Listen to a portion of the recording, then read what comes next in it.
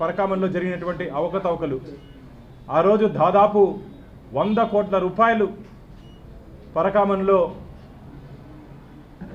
దొంగతనం జరిగింది. చెట్టు కింద పంచాయతీ చేసినట్టు అప్పుడుంటే పెద్దలు దాన్ని లోక్ అదాలత్లో కాంప్రమైజ్ చేసి స్వామివారి పేరుతో దాదాపు 40 కోట్ల రూపాయలు విలువ చేసే ఆస్తులు రాయించుకున్నారు. మిత్రులారా, చెట్టు కింద పంచాయతీ చేసుకునే అధికారం మీకు ఎవరిచ్చారు?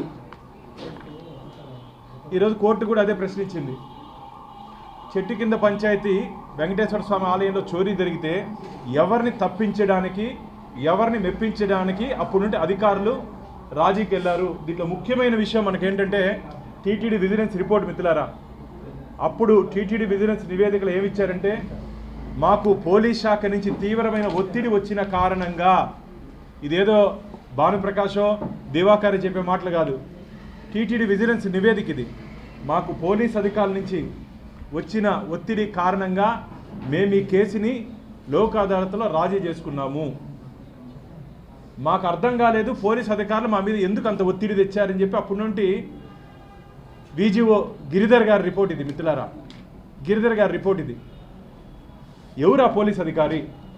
వెంకటేశ్వర స్వామి మీద ఒత్తిడి తెచ్చేంత గొప్ప పోలీస్ అధికారి ఎవరు?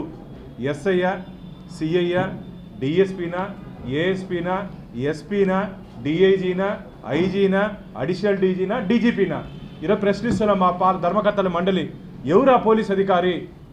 కోట్లాది మంది హిందువులకు ఆరాధ్య దైవమైనటువంటి వెంకటేశ్వర స్వామి పరకామంలో చోరీ జరిగితే ఎవరు ఆ పోలీస్ అధికారి?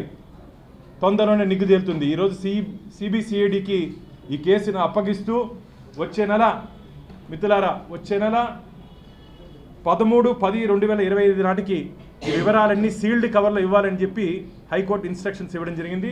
కేవలం 9 అమెరికన్ డాలర్లు మాత్రమే రవి దగ్గర నుంచి సీజ్ చేయడం జరిగింది. మిత్రులారా, కేవలం 9 అమెరికన్ డాలర్లు. ఆ రోజు వాటి విలువ 72,000 రూపాయలు. కానీ ఆ రోజు రవి దగ్గర నుంచి 112 నోట్లు దొరికాయి. సీజ్ చేసిన ప్రాపర్టీ 112. 112లో 9 తీస్తే దాదాపు 102 నోట్లు ఏమైనాయి? ఎవరి ఖాతాలోకి వెళ్ళింది? ఎవరు తీసుకున్నారు? ఆ రోజు దాదాపు 10 లక్షల రూపాయలు ఆయన పరకామం నుంచి తీసేస్తే 9 నోట్లు మాత్రమే చూపించాల్సిన అవసరం ఏముంది?